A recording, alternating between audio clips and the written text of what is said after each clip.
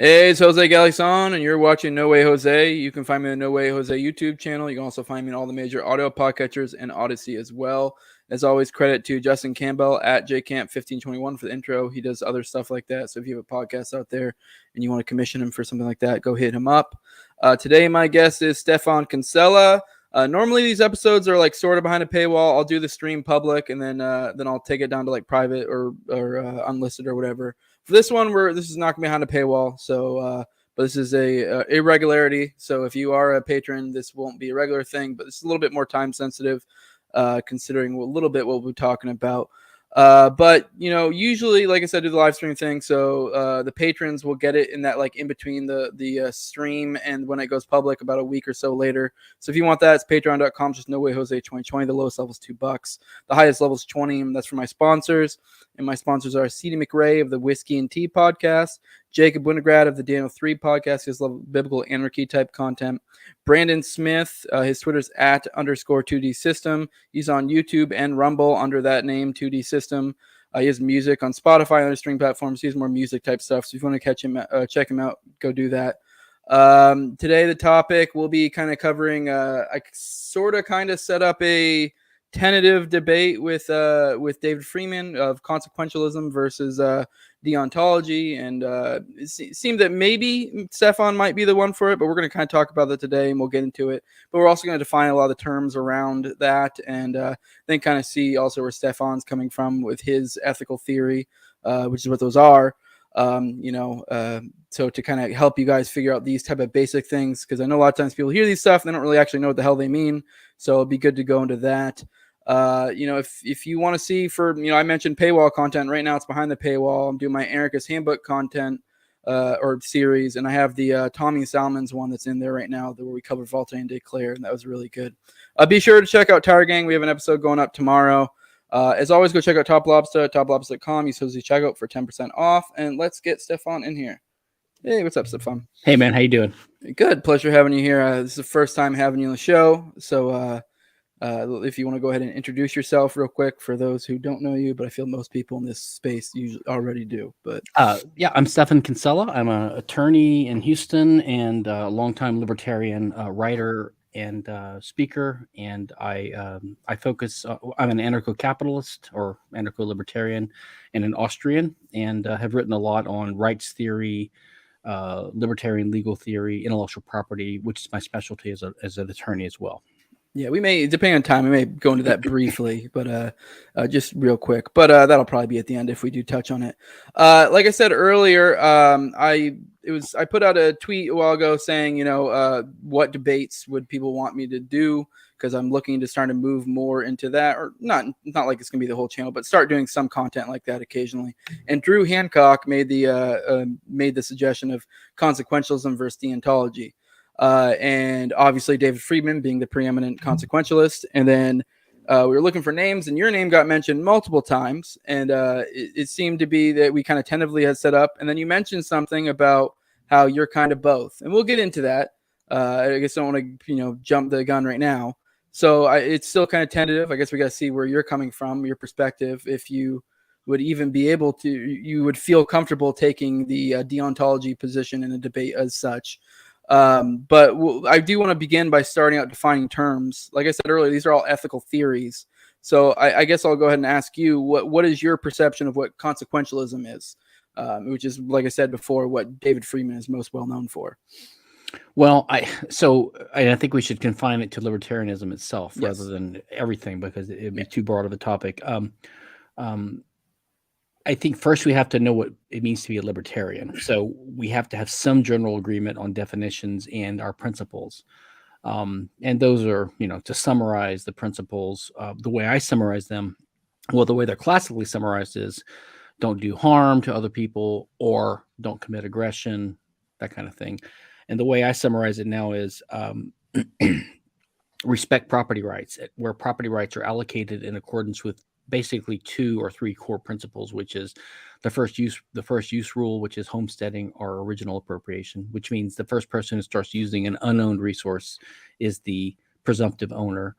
And then you can transfer that by contract. So it's contract plus original use. Those are the principles that define or that we can use to identify who the owner of a resource is. That is what property rights are.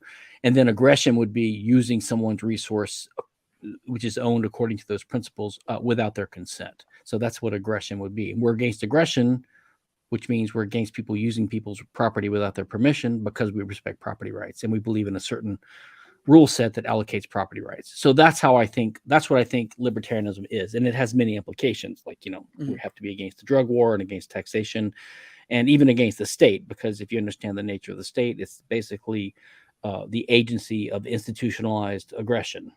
So it's just inherently criminal. So it's got nothing to do with whether anarchy is possible or whether it's a better system or how would anarchy work. It's just that the state is one example of aggression, which we think violates libertarian principles, which we would say is unjust. So that's what I think libertarianism sort of is. Okay. Yes. Now, people are libertarians for different reasons, so that they're justifications, but also the way they adhere to those principles and even the way they state them is also different. So whether you're pragmatic, consequentialist, utilitarian, natural rights, deontologist, whatever, that affects sort of both. I think it affects how you justify it, how you say you come to those beliefs. I mean, some people might believe it for intuition, like they say, well, I just have an intuition. Some people might say, I think it's in the Bible, so I'm just going by what God says. So they believe it because someone told them to. So that's the source of their belief, but it doesn't necessarily characterize the nature of the belief that they have, like what the way they conceive of those principles. So deontology, my understanding is, and I'm not a philosopher, but I think deontological ethics is basically like the Kantian idea that you adhere to a rule because it's right and wrong, not because of its consequences. So, I guess the idea would be, if you do a good action to go to heaven or to get some satisfaction out of it, then you're doing it for some external purpose. You should do it because you should do it, or something like that, And I think that for libertarians, that collapses down into the idea of you're a natural rights libertarian. I think that's what most people mean by that. The natural rights means the rights that we have because of our nature. So natural law leads to natural rights. Human nature leads to the rights that we have. That's the source of our rights, according to this perspective. So what that means in practice is you don't have to weigh the good or evil that comes from a right, which would be the consequences of it. Okay, so the consequentialist idea would be the idea that we're in favor of libertarian rules because they lead to the greatest happiness, or something like that. Now, that's sometimes conflated with utilitarianism. Okay. Yeah, like I had my notes.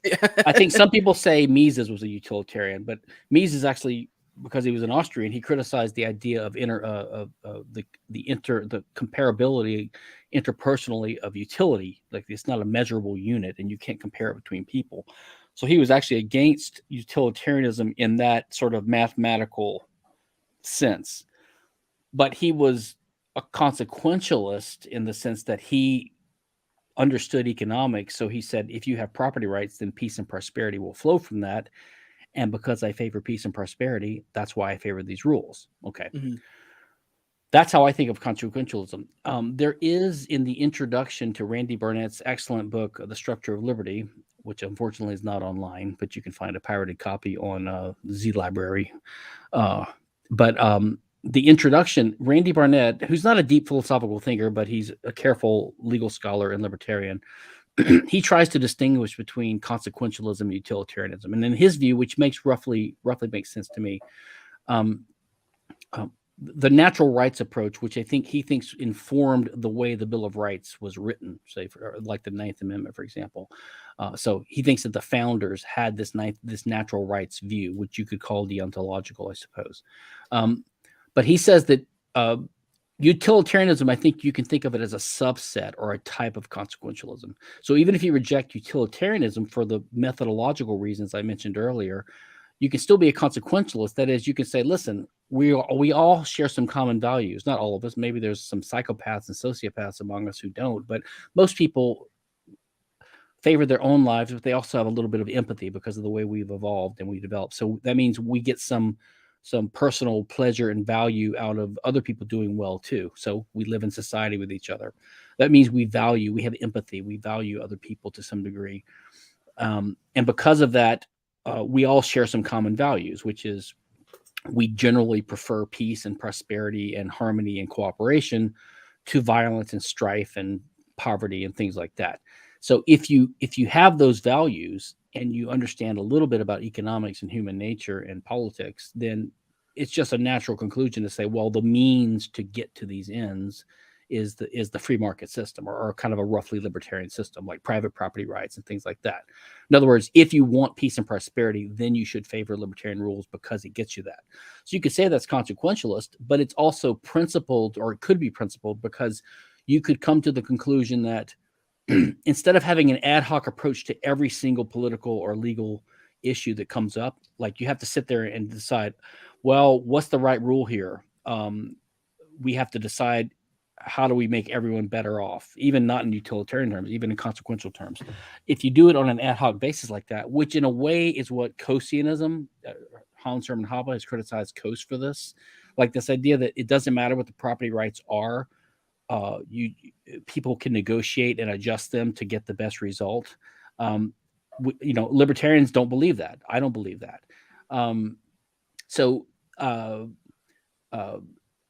The idea of having an ad hoc approach would be suboptimal. It wouldn't give you good consequences either, because an ad hoc approach means you don't have a set of principles to go by.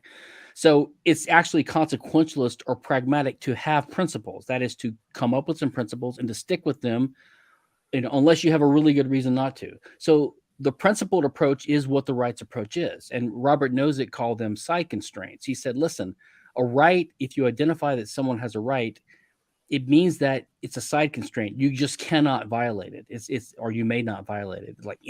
It's unjust to violate it, no matter what the consequences, because you come up with a principle that we should follow. So I suppose in my approach, I think that the reason, as a psychological or motivating factor, or as a factual matter, the reason I and most of us libertarians are libertarians is because we have the same kind of empathy most normal people have.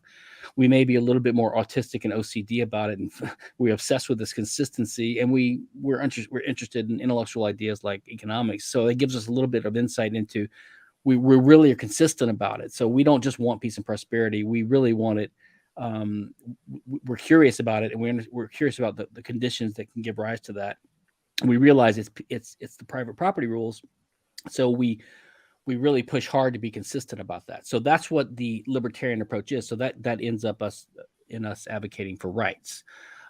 So the reason we do it is in a way for factual reasons, like because we're empathetic with each other, because we have these values.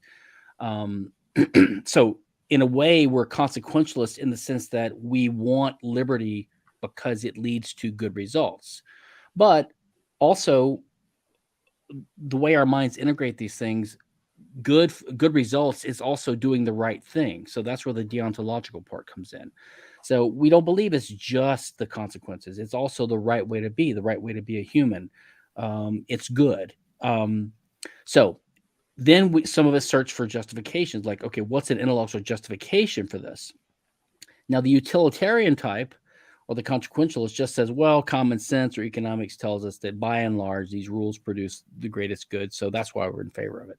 This ad hoc kind of approach leads to confusion on issues. Like even David Friedman, who, as I mentioned to you off channel, was one of my main influences that helped steer me away from minarchism to anarchism years and years and years ago. His Machinery of Freedom.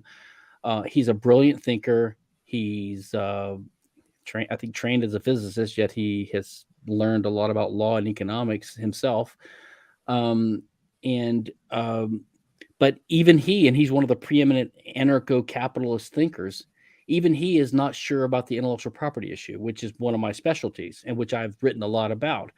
And I understand why normal libertarians are not clear about it, because it's a confusing issue. Although more and more people have, once they hear my arguments and others, they say, oh yeah, I get it now. I see why intellectual property is completely incompatible with libertarian principles. David Friedman can't concede that. And that's because he has this utilitarian approach where it's like, well, you never know. Maybe in some society, maybe patent and copyright type laws would incentivize more creation. And I mean, it's the same old argument that economists give for today's patent and copyright laws, mainstreamers. So because he doesn't have principles and he doesn't anchor his views in a principled approach to property rights that I can tell, maybe he would disagree with that. That's what I mean. Even one of the world's leading anarchist thinkers is not clear about intellectual property. And to me, that's like saying, well, I think I'm against the drug war, but you never know. Maybe there's a good argument for the drug war. It's like, no, there are some clear areas for libertarians that we should just know. My belief, I tend to agree with Hans Hermann Hoppe and his argumentation ethics defense of liberty. Whether you call it deontological or not, I'm not sure. It's sort of a blend of, it's a principled approach that comes from a pragmatic or awareness of the purpose of property rights. See, property rights is a practical institution that humans adhere to for a certain reason. And the reason is we human beings live in a world of scarcity, which means there are scarce resources in the world that we need to employ to live and survive and act. And the nature of these resources is such that only one person can use these things at a time, which means that if more than one person wants to use that resource, which is possible when you live among other people in society. So when we live among other people in society, there are benefits, right? We get to live with other people. We get to have company. We get to have language and arts and trade and social company and things like that. But the danger is that these other people might want to use resources that we want to use, including our own bodies. You know, if a man wants to have sex with a woman, you know, she doesn't want him to, and he does. So there's a dispute over who owns her body, you know, so libertarian property rights says she does.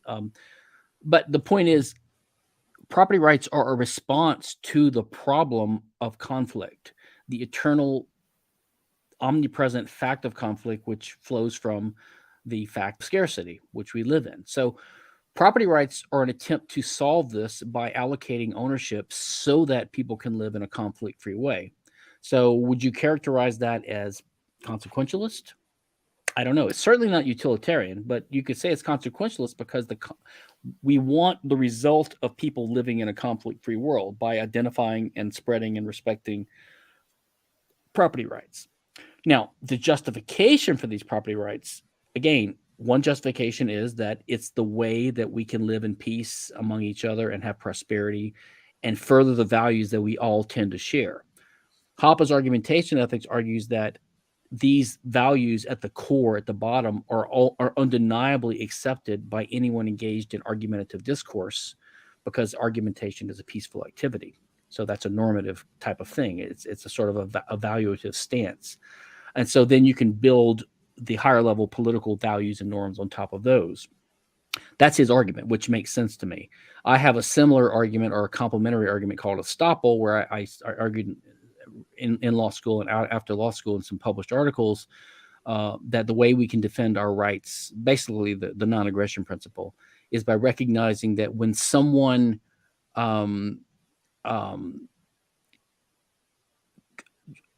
someone uses force against someone, basically uses their property without their permission, then the person, the natural owner, if you want to call him that, without normative implications, just the natural owner, the person whose property he used, the possessor who was ousted, let's say, if that possessor retaliates or defends with force against the outside aggressor, then that outside aggressor has no right to complain, because by acting to use my resources without my permission, he's laid down the law or the rule that it's okay to use people's resources without their permission. So if I do the same back to him, his complaint would be contradictory. He'd be contradicting himself, which is a way of demonstrating that the only type of action that could be defended is a non-aggressive action. Any aggressive action can't be defended because it can be met with responsive force, which can't be objected to, basically. So that's kind of my argument. Some people call this type of argument a transcendental argument. Some people call it a type of natural law argument. It's not the classical natural law argument. The classical natural law argument, and by the way, it's kind of Kantian And deontological ethics, I think, goes with Kant, if I'm not mistaken.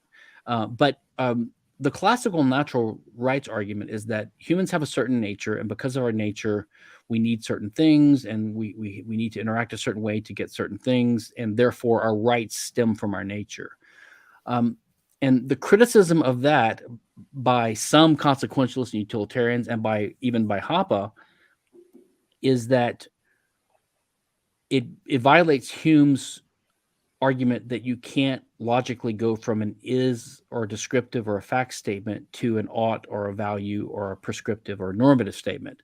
It's just a logical error. You can't build a norm on an is. You can't build an ought on an is. If you do it, then you're always sneaking an is in. So what Hoppe does in his argument, he says, look, I'm not sneaking an is in. I'm pointing to the fact that any attempt to come up with a property norm, which is what people do when they have a dispute and they don't want to fight, they want to come up with a rule. They're trying to come together in a discussion to decide what the rule is or should be. When they're doing that, that activity has normative presuppositions because it's a peaceful activity. So he's just pointing to the fact that all justification is necessarily argumentative justification, and argumentation is an actual practical human activity that people engage in with certain characteristics, which means they have a body, they're not hitting each other, they're not threatening each other, they're not coercing each other. There's a presupposition of peace there. So therefore,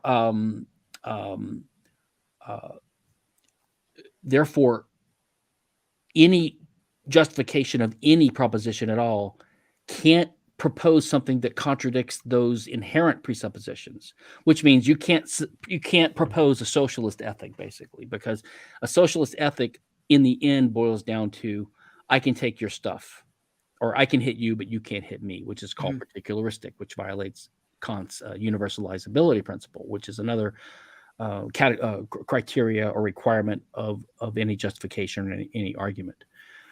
So Hoppe says that argument is, you can think of that as a natural law argument rightly conceived, because it does refer to man's nature, but it refers to a specific subset of man's nature, not just his human nature in general, like not just his acting, but his acting in argument, his arguing itself, because that argumentation activity has normative presuppositions, whereas acting by itself doesn't. Because you can imagine Crusoe alone on his island, in Crusoe economics, he acts, he has goals, he might even have morals, but he doesn't have any interpersonal ethics, and he can't argue with anyone to justify anything. He doesn't have a need for property rules, and property rights would make no sense with Crusoe alone on his island, but action would. So his action doesn't have any normative connotations. Sorry, didn't mean to cut you off. One thing real quick, as an aside, and this is in Hoppe's Argumentation Ethics, which is in his Theory of Socialism and Capitalism. He points out that a similar argument made by Alan Gaworth and developed further by his libertarian student Roger Pilon, who's at Cato, is similar to Hoppe's, but it's flawed because it tries to say that when people act, their actions they connote things. They have basically universalizability applies to that. But Hoppe argues, and I think he's right, it doesn't, because action itself doesn't have any normative presuppositions, but argumentation does. Anyway, go ahead. Oh yeah, I was just gonna. It's a little bit going off track, but it is kind of pertains to our topic a little bit. Because argumentation ethics is still one of those things where it gets so meta that it's still a bit of a mind fuck for me. Yeah. So but I think you kind of maybe made it a little bit more clear for me there, because I feel like a lot of times when I've heard it brought up, it is people tout it as this bridging the is ought, and that's where it loses me. But I think you framed it in a way to say that's not necessarily what he's saying. It's just, if we're going to make some sort of uniform rules of who does what. I mean, sure, yeah, you can have rules that you can do things and I can't, but then that doesn't. Why would I go by that? Like, that's illogical. Like, so his argument, in a way, it's some people try to criticize it by saying, well, it's obviously possible to argue with your slave. So argumentation ethics is disproved just by that. It's like argumentation ethics is an impossibility proof. What it's trying to show is that it's impossible to come up with a coherent argument in favor of socialist norms. And the reason it's impossible is because if you make that argument, you're making the argument in a peaceful context, but the norms that you're arguing for are not peaceful. So you're arguing for peace, for the violation of the peace at the same time that you're assuming the validity of peace. So you're arguing in a contradictory way, and contradictions can't be true. So all he's saying is you can't. He's not even saying really why the argument for capitalism is good. He's just saying that there can be no argument for socialism. So all that's left is the lack of socialism, which is capitalism. So it's an impossibility proof. And by the way, what's funny is libertarians, even utilitarians, if you're a libertarian, you believe for some reason that the libertarian ethics, the libertarian rules, the libertarian principles are right, or good, or valid, something. For some reason, doesn't matter, even if you don't have a reason, even if it's intuition, even if it's just a hunch. But if you disagree with argumentation ethics, what you're saying is Hans is wrong, Hoppe is wrong. He's wrong to say that it's impossible to come up with an argument for socialism, which means you're saying that you can come up with a good argument for socialism. So you have some libertarian who thinks that socialism is not a good argument, who says that you can still have a good argument for it. It's a weird position to take. I don't know. I mean, maybe I'm overlooking some. I don't know if I'd frame it that way. If someone had disagreement with argumentation, because it would just be a matter of, I mean, the person making the argumentation ethics proof has the burden of proof, essentially. That it's not that they're saying there is a good argument for socialism. They're saying that this isn't. They're not essentially accepting argumentation. No, ethics, they don't want to. I agree. They don't want to frame it this way. But I'm saying that's essentially what they're doing. They all. What I'm saying is in a way, they already agree with some of the core parts of argumentation. They already agree that there's no good argument for socialism. Yeah. Hans is just saying it's impossible to come up with one, something like that. But anyway, I'm not trying to defend argumentation ethics here. I'm just trying to point out the nature of my view of rights. The natural law approach, I do think, is flawed because of this is-ought thing. Now, some philosophers like Roderick Long and I think Rasmussen and Denoyle, some neo-Aristotelian, Randian philosophers, what they argue is that natural rights they don't violate the is-ought gap, because you're not saying if then. You're not saying if man has this nature, then he should do this, which would violate Hume's prescription. They're saying since then, which they call it it's a hypothetical instead of a categorical, but it's an assertoric hypothetical. In other words, you're saying since people have these values, they should do this, which doesn't violate the is-ought gap, because you're building a higher level ought or norm on a lower level one. And I think that's in a sense what Hoppe's argumentation ethics does. He's saying that since people in argumentation do advance these certain values, then any higher level norm has to be compatible with that. Yeah, no, I guess I wouldn't say always. I used to definitely accept more of the natural law, but the more you think about it, it's just so arbitrary. It really is. You get in a weird spot. Although, I mean, from the little bits I've been picking up on Hoppe's work, more completing it, making it more thorough, then it starts to come together what he's getting at. But I mean, natural law just I think naturally, ironically, kind of just ends up being this arbitrary, like, how do we define this? Like, and it gets into a weird spot. And the second criticism that Hoppe and others make of natural law, other than the is-ought problem, is that human nature is very vague and diffuse, because we're very adaptable creatures. So you can only get so much from our nature. And you can see this because, in history, people, look at the Catholic Church, which is sort of tied up with natural law.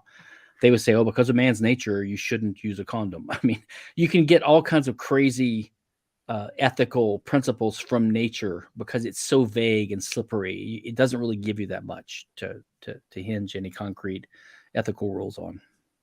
I do want to back up real quick, since we are doing like more of a defining terms. How do you differentiate utilitarianism and consequentialism? And I think I kind of looked it up real quick. So there's a kind of a minor difference. And I think I've been guilty of this myself, where I'll accidentally kind of use them interchangeably. Yeah. Because they are pretty similar. It seems to me, from the definitions I looked up quickly on Google, consequentialism is just basically a more specific aspect of utilitarianism, where utilitarianism. I would need to reread. I think Barnett had it pretty good in his introduction to Structure of Liberty. I think it's the other way around. So I think I could be wrong about this. Actually, you are right. I did it flipped. Yeah. I think consequentialism is the idea that you evaluate the goodness or the validity of a rule based upon the consequences of that rule. Yeah. Okay.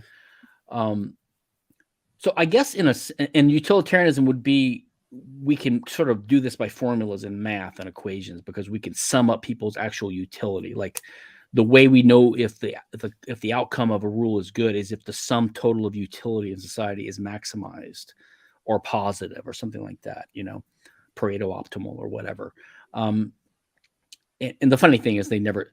Well, what they do in practice is they equate that to dollars. So they think in monetary terms. So everything becomes, balancing income or maximizing income or wealth in dollar terms.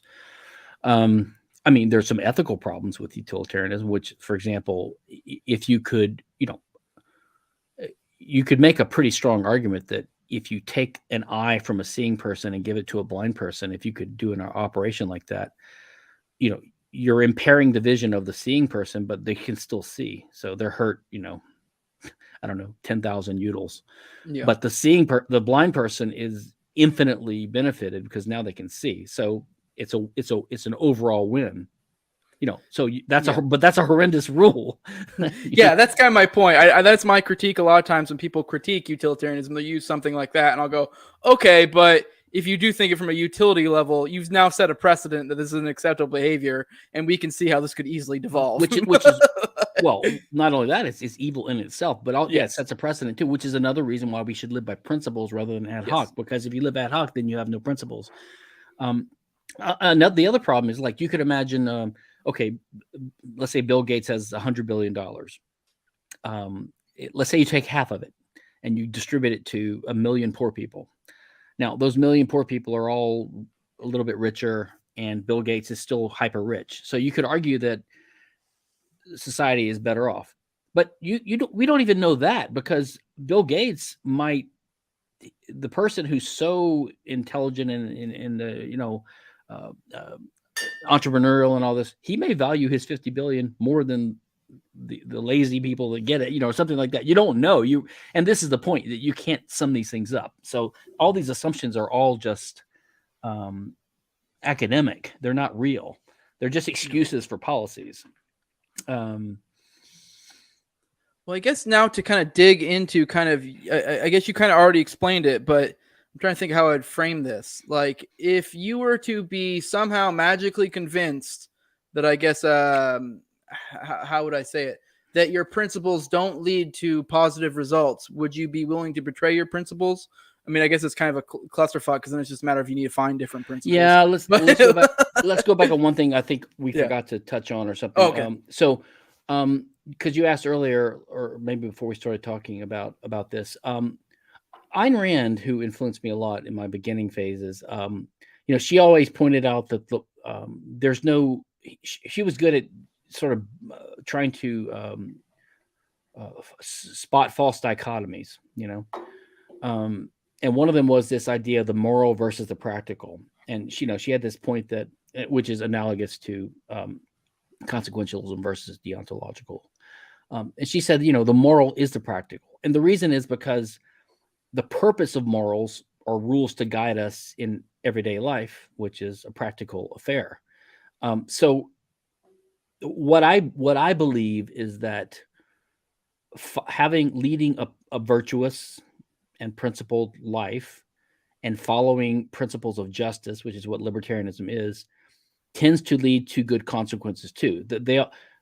I sometimes think of the elephant, the blind guys. One guy feels the tail, one feels the trunk, one feels the legs, and they're seeing different parts of the elephant. And I think that a consequentialist approach or a pragmatic or a practical approach is going to tend to favor the same types of rules as a more principled deontological approach, because we're all talking about the same reality. I think that they dovetail, but I think that if you have to choose, you go with the principle, because you have to live a principled life. We have to have principles to go by.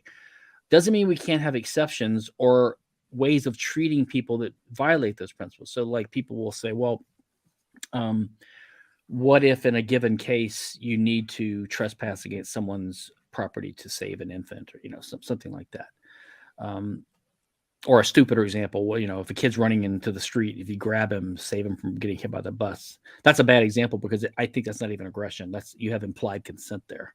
Or even a stranger, if you're next to a stranger on the subway and they're about to fall in and you grab them, it's not like you're taking the risk that you're committing aggression. You hope they forgive you later. I don't think you're committing aggression. There's implied consent in those cases. But sometimes you do commit aggression, like you trespass. You have to break into someone's cabin to save a dying baby or something like that. In those cases, I think you would still say, okay, the principle is still sound. It's still property rights are still valid. It was trespass, but maybe the law takes into account the intentions and motivations, and the penalty is very low. Or maybe in most cases, the owner would forgive you, or maybe you pay a little compensation. Anyway, it's not the end of the world to have these rare cases. But the utilitarian approach, which is the law and economics approach, which I think David Friedman's a big advocate of, would say, no, you actually have a right. Like, the law makes an exception, which means you actually don't have a property right. They call it necessity, in cases of necessity.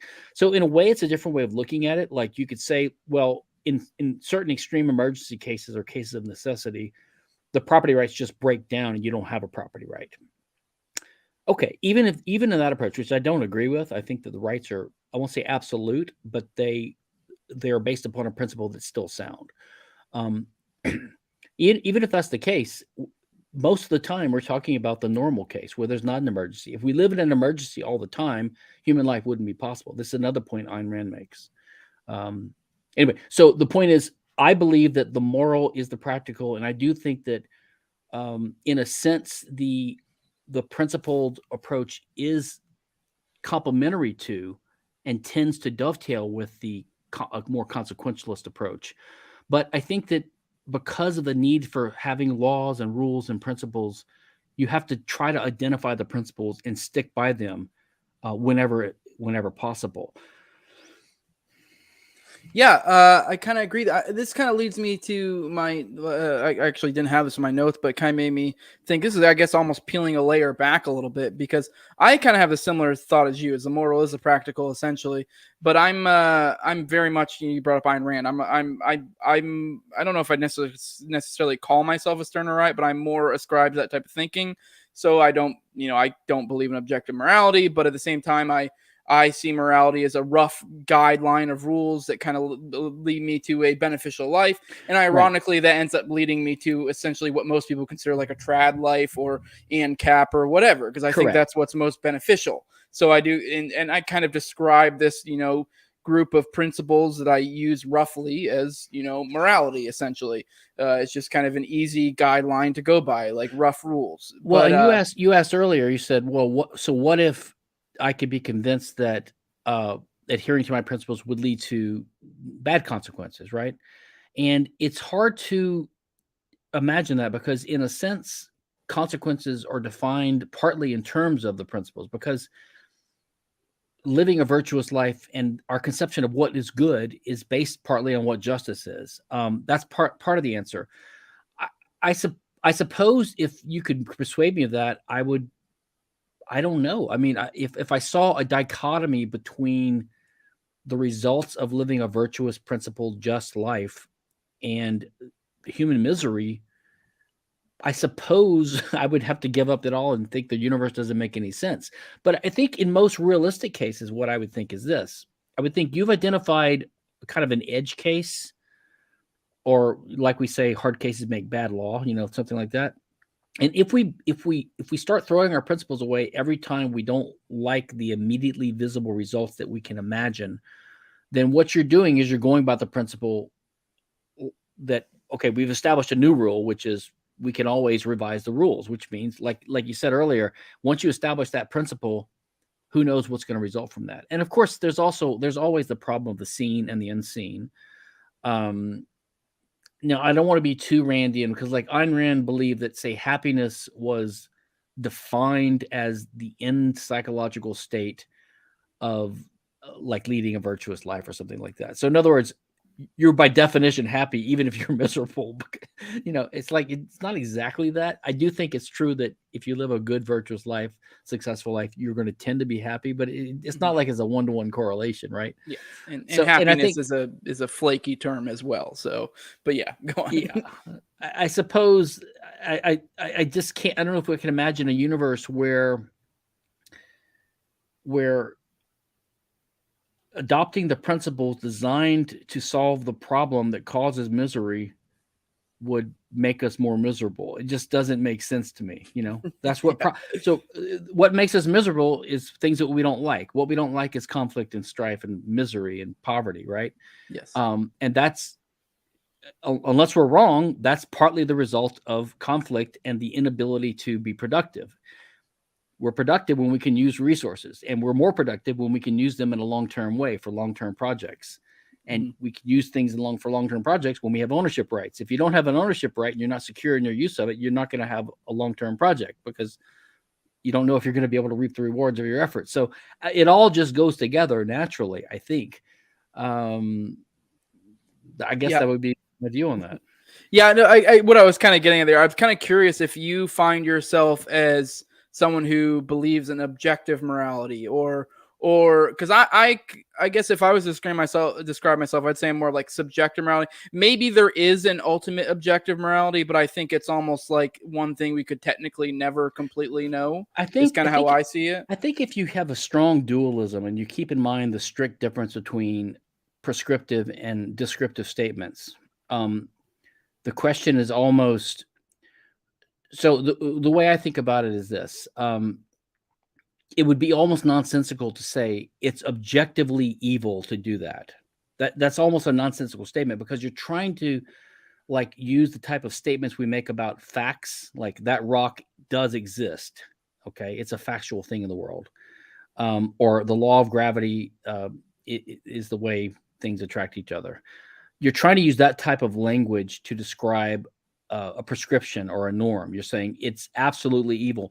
I mean, I want to say, as opposed to what? What do you mean it's absolutely evil?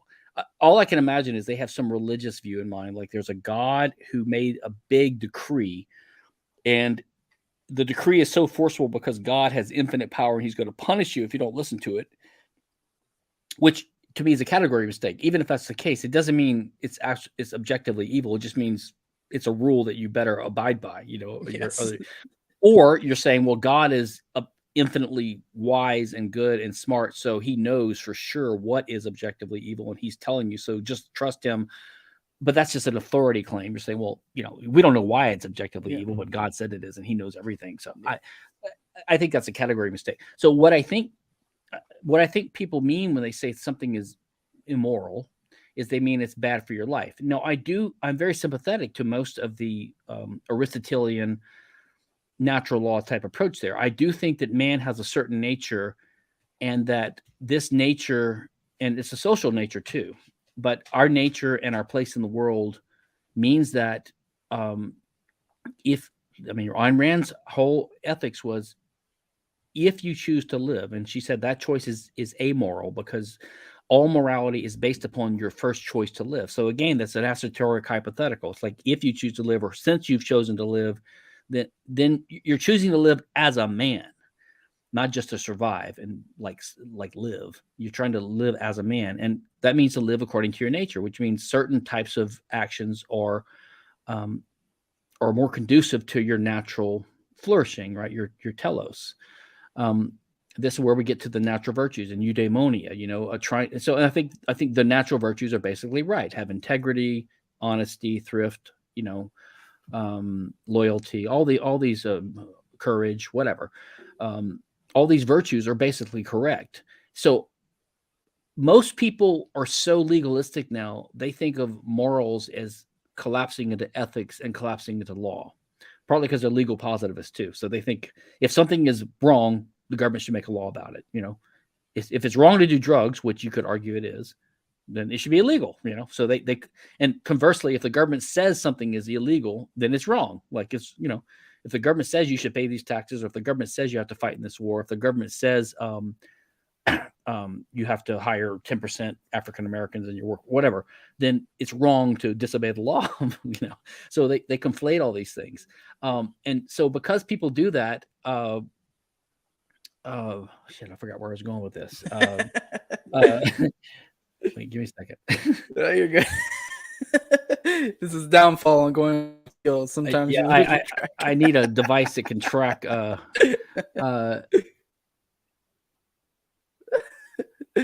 If you can't think of it, we can move on. Wait, because they conflate. What was I saying? Remind me. It's gonna drive me nuts. You were on a long roll, and then it threw me off. As soon as you asked, I lost track too. I was following along, though. All right, when I watch this on YouTube later, I'll add a comment. Damn it. Well, all right. Well, I guess now you gave me a lot to chew on because I got to figure. I think there is an angle here to figure out a debate proposition here, because it does seem to me that I don't know. I have a lot to chew on. Maybe something along the lines of is consequentialism a good starting point for logic, or something along those lines? Because it seems to be, although even that's a little fucking, I don't know. All right, I'll have to think on that one. Something about the relationship between the difference between consequentialism and utilitarianism and their relationship to libertarian principles, or what libertarian principles are, where do they come from?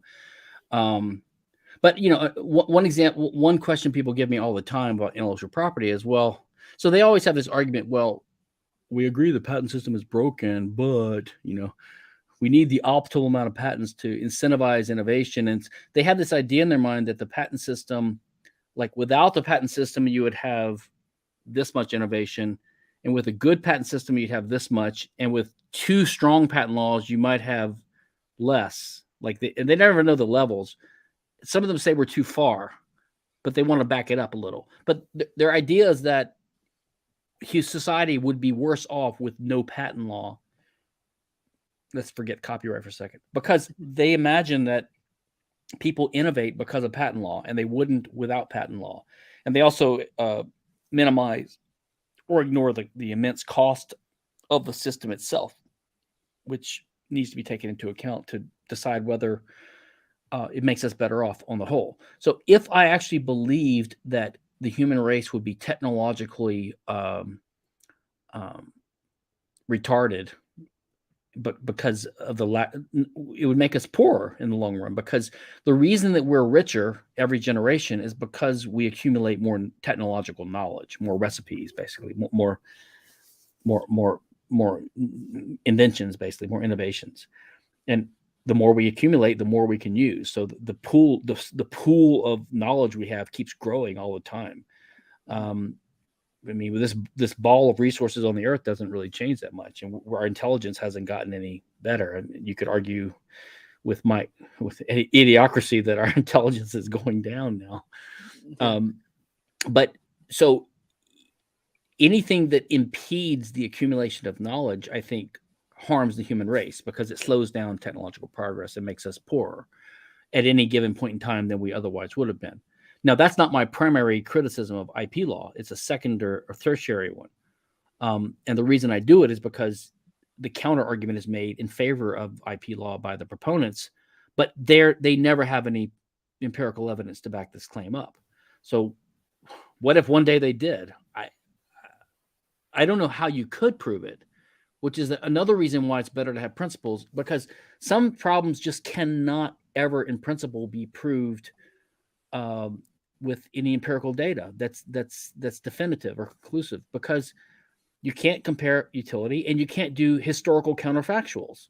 So people say, oh, well, America's rich because of all the innovation we've had, and we've had a patent law. So they just do the correlation and causation thing, well, my argument would be, no, I think we'd be even richer without it. We've been rich despite the patent law, not because of it.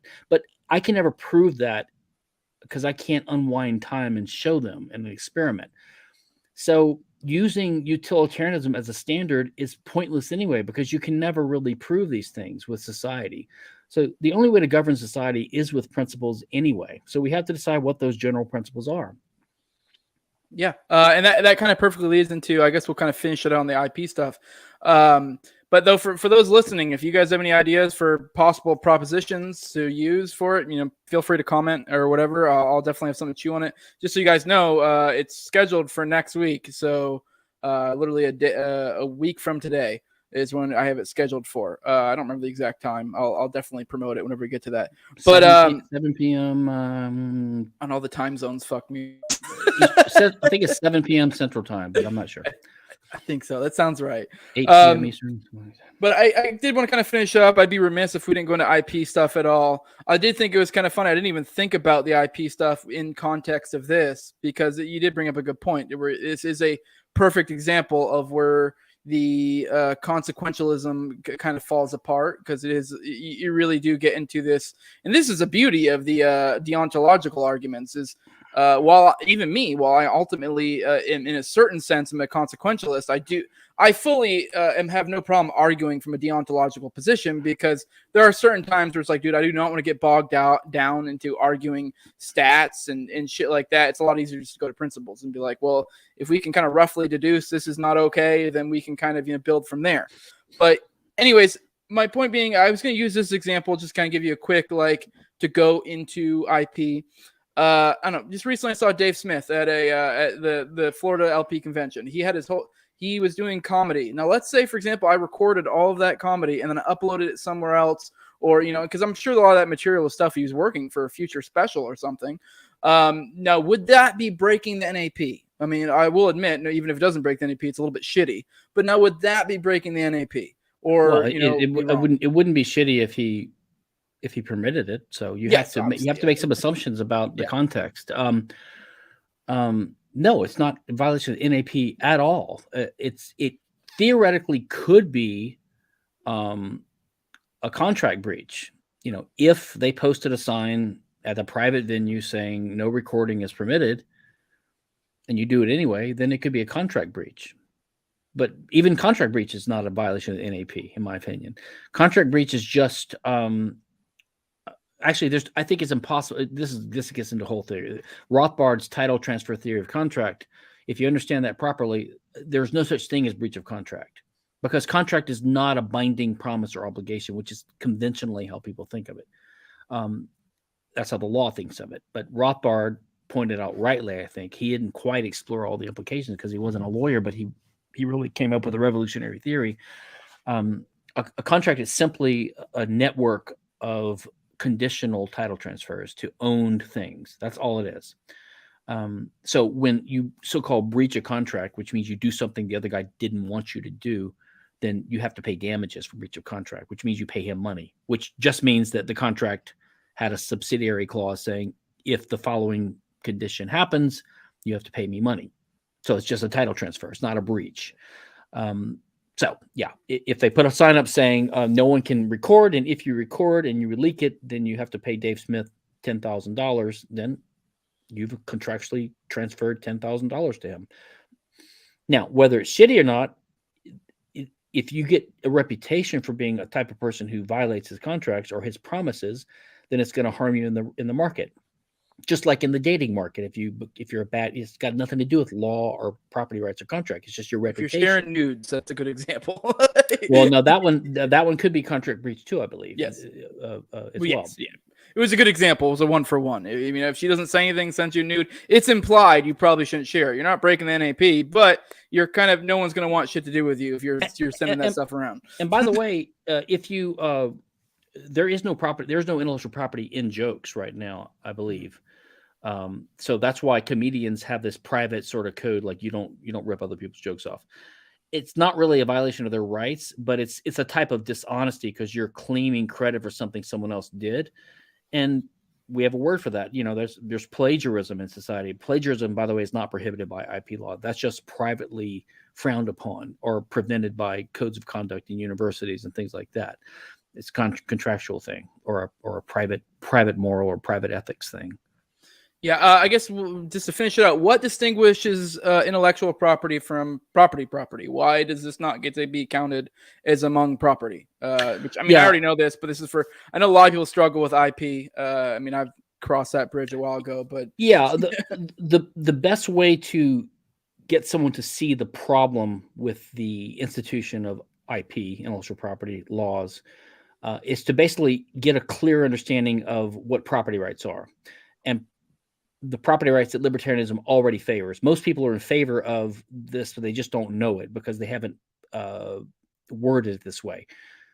What libertarianism favors is, number one, self-ownership, which means every person is the presumptive owner of his own body. Okay. Now, for every other type of resource out there over which there could be conflict, that's scarce resources, material objects, the tools of action, the means of action. We can identify who the owner of this resource is by asking who got it first and who got it by contract from someone else.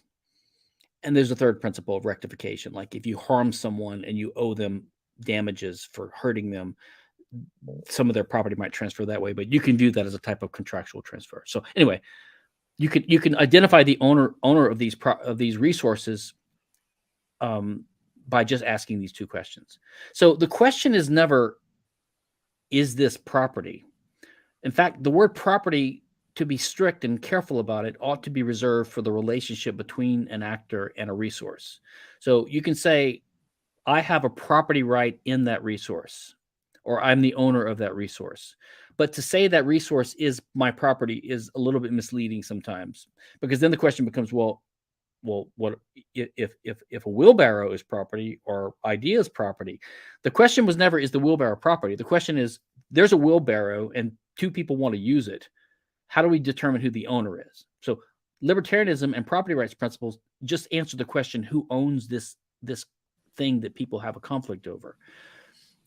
That question never arises with ideas or information, because information is a second type of thing that plays into human action.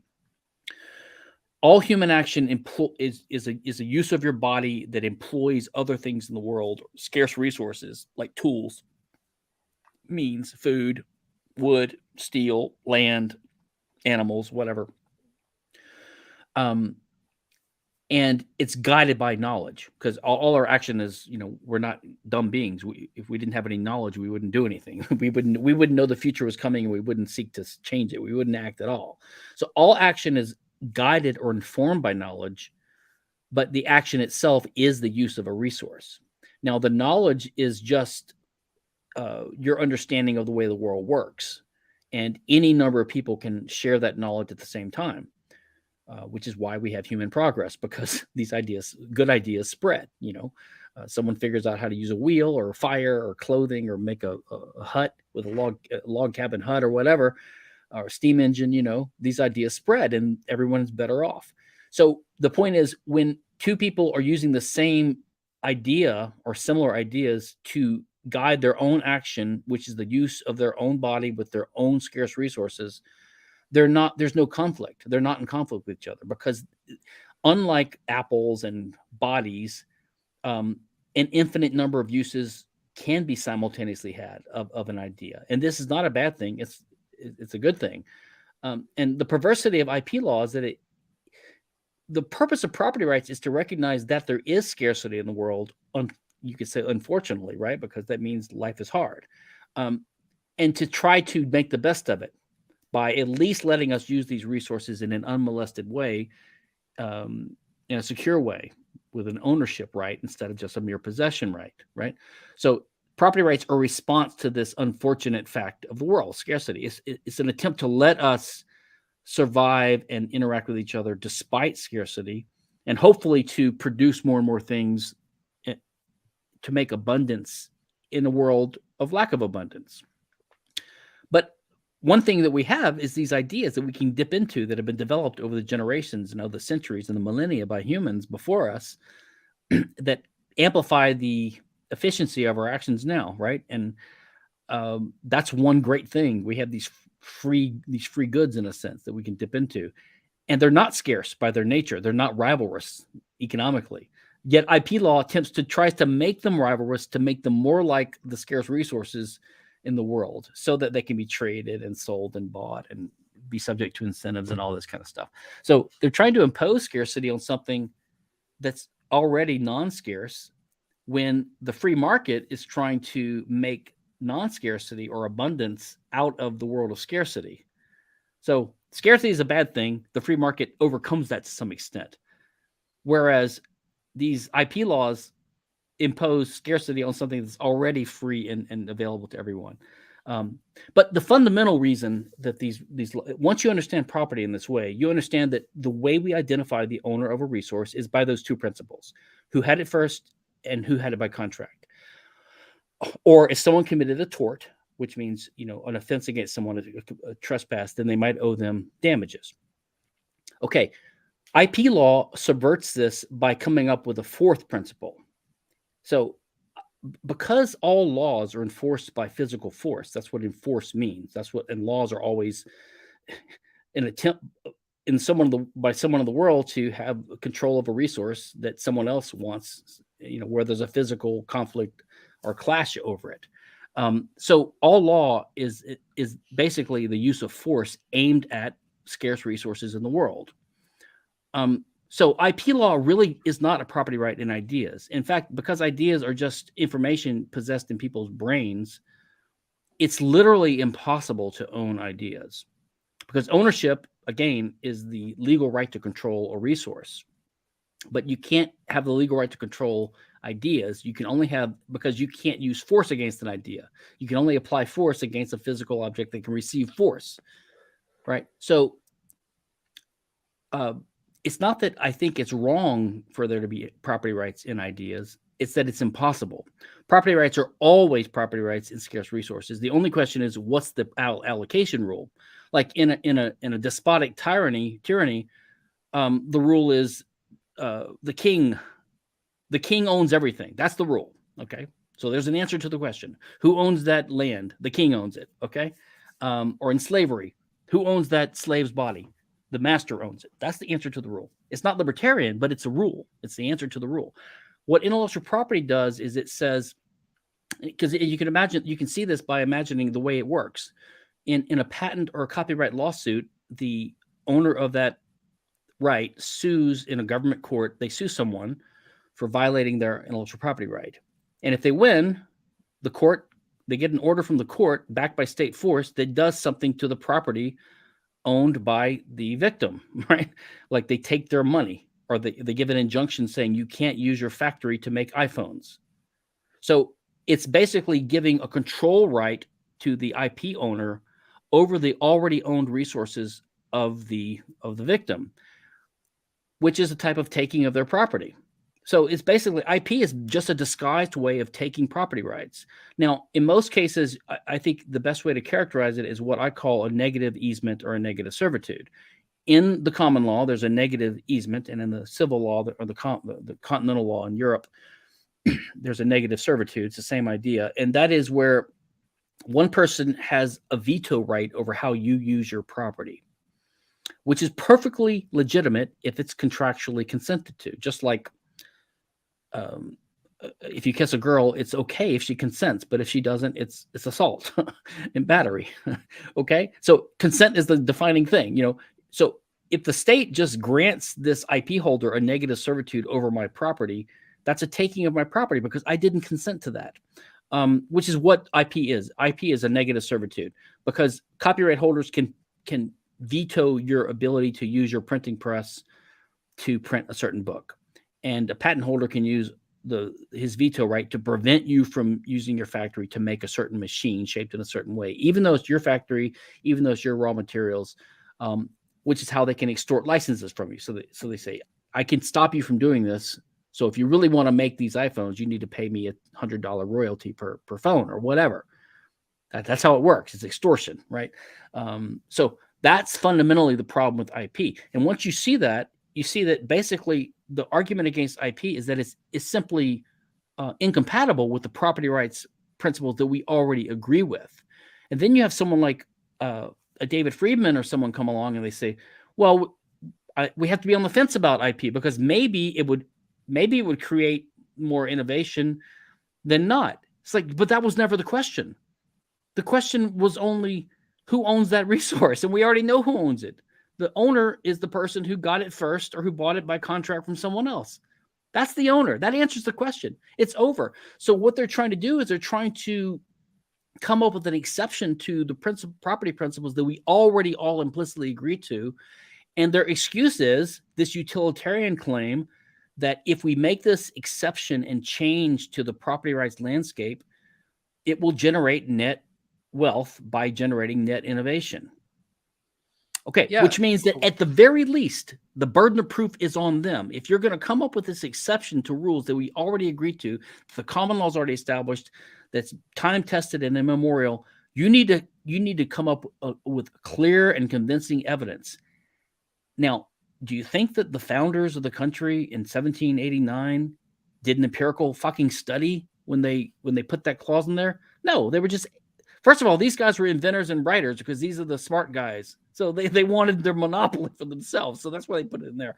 They put it there because it was in England before. It was in England before because of the Statute of Anne in 1709, which was copyright, and the Statute of Monopolies of 1623, which is the source of modern patent law.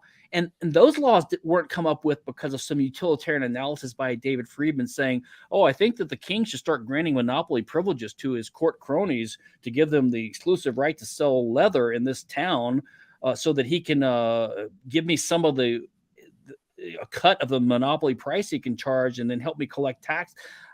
That wasn't their argument. It was totally mercantilist and anti-competitive and unjust and anti-property rights. Completely. That was a source of the thing. They didn't do a fucking study. The Statute of Anne arose because it was a response to the aftermath of the Stationers Company, which was the 100-year guild that they put up in place after the printing press so they could control what books could be printed because they didn't want the rubes to get the wrong Bible. I mean, it was all thought control and censorship. They didn't do a fucking empirical study. So go to 1789. We put it in the Constitution. They didn't do an empirical study. They didn't prove it. They didn't come up with the evidence to rebut the strong case for property rights and to justify an exception. What about in the 230 years since? Have they? Nope. All they did was, you asked about intellectual property. These things were called monopoly privilege grants. And in the 1800s, the free market economists started waking up and saying, why the hell do we have these copyright and patent rights? Why are we doing this? It's sort of contrary to the free market and free trade and competition. And so the industries that had grown up around them were entrenched now. They depended upon these laws. The publishing industry, for example. So they started defending these rights. They said, no, they're not. They said they're not monopoly privilege grants by the government. They're property rights. They call them property rights because people had a positive connotation or association with property. And then everyone said, how can they be a property right? They're not tangible. The borders are vague. They're arbitrary. They expire after 28 years. What kind of property right expires in 14 years or 28 years? And so then the defenders said, well, they're a special type of property right. They're intellectual property. So these guys came up with the term intellectual property as a way of defending it and trying to make it seem like a regular type of property. And then they say things like Richard Epstein and these other guys nowadays say horrible things like, well, it has an Adam Mossoff, this neo-objectivist, this objectivist law professor at George Mason. They'll say, oh, well, the structure of intellectual property law is just like real property rights, like property rights in material objects. After all, you can have a contract about it, and you can lease it, and you can give it to your heirs, and all this kind of stuff. It's like, well, yeah, but we had slavery too. We had property rights in human beings, and guess what? They could be mortgaged. They could be sold. They could be loaned. You could abuse it, which means kill it. Just because the law allows you to treat something unnaturally, that's not natural property, like property, is not. I mean, hell, people think of their Social Security payments as a property right because they're used to getting the stream of income. Hey, it's just like an annuity. You can get a private annuity from an insurance company, right? So, hey, it's just like an annuity. It's a property right. This is just bullshit. This is not an argument. They're making an analogy between it's pure legal positivism, right? Which is disappointing to see libertarians do. So that's the answer. The answer is that nothing is property because the right way to say is people have property rights in resources determined in accordance with the first use principle and contract law. That's it. So intellectual property is not property because nothing is property. Intellectual property is a perversion of property rights because it basically amounts to the assignment of unconsented to negative easements over people's already existing property, which is a taking of their property. And as a predictable consequence, it impedes innovation and makes us poor, like all aggression and interference with property rights does, as Rothbard showed in his utility and welfare economics paper. Yeah, the biggest takeaway I got from that spiel from the IP is it was actually ended up being an interesting, good argument for the deontological position, because essentially, even if you were to make some sort of statistical, very convincing argument for how supposedly these IP laws are actually beneficial or blah blah blah blah, it's still a matter of like, okay, well, you have possibly found one example that betrays our good set of rules, and obviously there's going to be room for error because it's like, well, these could affect other arenas aside from just the IP. But anyways, I digress. And not only that, it's going to Yeah. metastasize, because we started out with 14-year copyright terms, and now it's like 150 years. So even if like you favor the original copyright, it's like, yeah, but it's not going to stay that way. And I debated Richard Epstein recently at the Soho Forum on this topic, and he's a libertarian-ish, law and economics, David Friedman type guy. So he has this ad hoc approach to everything. And he kind of conceded that he thinks that the modern copyrights term, let's say of 100 plus years, is insane. He concedes this. The original term was, say, 14 years, extendable once to 28. So it was 15, 20 years. Okay. He says that would be better.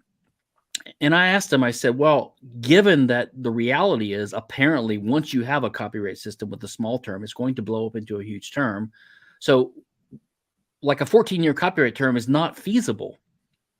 So if you had to choose between a 170-year copyright term, which we have now, and which you just conceded is horrible, and zero copyright, because you can't have your 14-year term that you prefer, what would you choose? Like if you had to choose, and he says, I would take the 170-year term. Why? He just admitted that it's horrible. So it's and lots of people say things like, well, I kind of agree that a 17-year patent term for everything makes no sense. It should be tailored to the industry. Like pharmaceuticals should have a term this long, and software should only be 3 years. So what does that mean? You have to have a panel of experts who sits there and makes this judgment about, okay, this patent, it deserves this much of a term. So, that's not subject to corruption or, there's no danger of error there, right? I mean, what would happen there? It'd be subject to bribes and corruption and into special interest lobbying and payoffs. And they want to tweak a system that can't be tweaked. And it can't be tweaked for two reasons. There's no interest in tweaking it. They exist because of the support of the industries that are entrenched. I actually believe that intellectual property is one of the worst things in the world, and it's done primarily because of the United States, because of our hegemonic position, and our ability to foist our insane version of it onto the rest of the world. And we do that for basically three industries: the music industry, Hollywood, that's all copyright, and the pharmaceutical industry for patents. The people that really need it. Those three big American industries are basically parasitically benefiting off the entire rest of the world, harming American consumers, harming every other country, using American Congress to export, but with our imperialistic efforts, our IP systems. I mean, people say things like, oh, Kinsella, you're a communist. You believe in IP idea communism. It's like, you're so fucking stupid. The Soviet Union, North Korea has IP law right now. The Soviet Union had IP law. They all have IP law. I mean, what are you talking about? And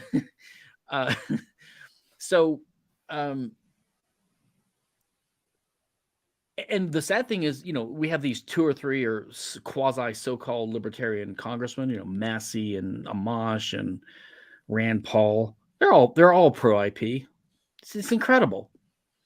No principles among them. Hey, it's in the goddamn Constitution. Oh, that's so is slavery. Congrats. Yeah. IP is a mindfuck, even for libertarians. That was probably, honestly, it's weird. It's one of those last things that, even for me, that it was probably one of the last things that I was able to let go of. It's just a weird conundrum in the head. But the point I was getting at before is that, like, even if you could make a goddamn bulletproof fucking consequentialist argument in favor of IP, it'd be like, okay, cool. Well, I mean, from a deontological perspective, like, all right, we have this like guiding through line of how I should live my life that guides me well in 999 out of 1,000 spots, and now you're wanting me to disregard it for the one. We need to have I was going to say, that's another reason to have a principled approach to things. I was going to say, I think the two biggest opponents of IP from the other side, the more empirical side, is the economists Michele Boldrin and David Levine, who wrote a book called Against Intellectual Monopoly in 2008 or 9. And, they're not libertarians really, and they started their book trying to come up with empirical arguments in favor of IP, but they finally realized the evidence goes the other way around. So to their credit, they conceded it, and they basically, they're not as much of a hardcore abolitionist as me. Like they'll say, well, there might be some free rider problems in the pharmaceutical industry, but the better way to solve that would be a taxpayer, government funded.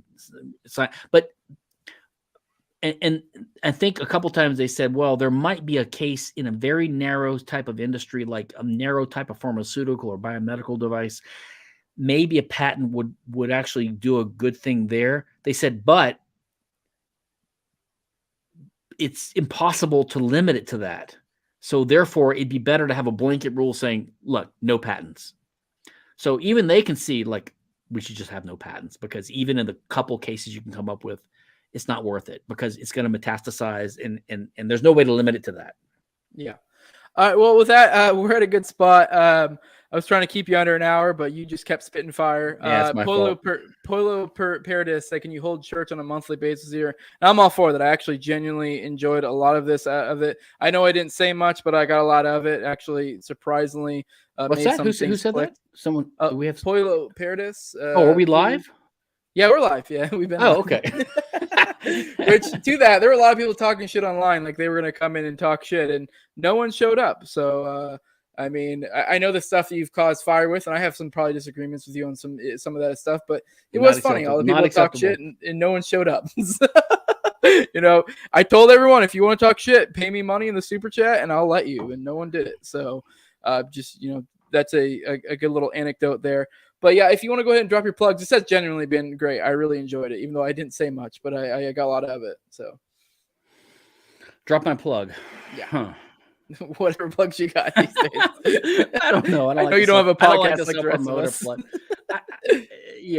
I just if you want to catch up with my rantings, IP rantings at c4sif.org, and my I put all my podcasts. Well, I'll put all my interviews like this on my own podcast feed, which rarely has an original episode. It's always something like this. It's on stephankinsella.com. All right. Well, I like I said, I genuinely appreciate it. If you liked my show, you can find me on No Way Jose, on YouTube, on all the major auto podcatchers, Odyssey as well. At 2020 No Way Jose is me on Twitter. That's where I'm most active. If you want to give me money, patreon.com/No Way Jose 2020. Like, subscribe, comment, all that good stuff.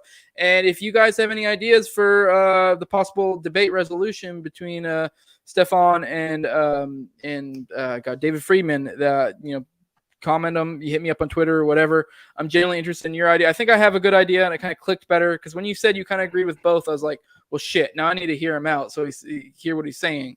But I think there's something there. I think there's an angle we can work with. But I get where you're coming from for sure. But I really appreciate your time. With that, we are out.